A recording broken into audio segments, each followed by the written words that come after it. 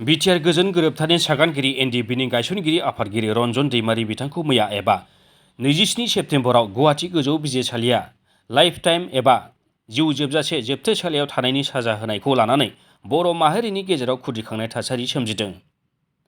गुवाहाटी गोजौ बिजिरसालिनि बिजिरथाय होनायखौ हेंथा खालामनानै दिनै बारग' एनडिएफबि, बनसु, बर' उइमेन जास्टिस फराम, बिपिसिपिआइ आरो ससाइटि फर इन्डिजिनियास पिपोल राइट्सआ 24 घन्टा आसाम बन्द हांख्रायदों। आसाम बन्दनि गोहोमा आबुङैनो क'क्राझार सोहोराव गोग्लैनायखौ नुनो मोन्दों। क'क्राझार सोहोरनि फालांगियारि फसंथान गला बायदिफोरा बन्द थानायखौ नुनो मोनो।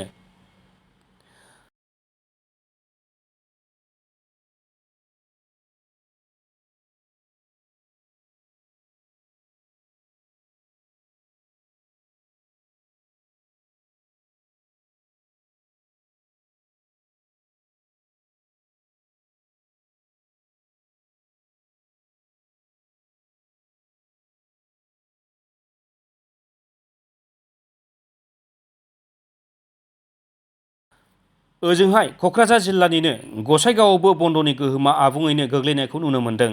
गसाइगावनि फालांगियारि फसंथान गला बायदिफ्रा आबुङैनो बन्द जायो।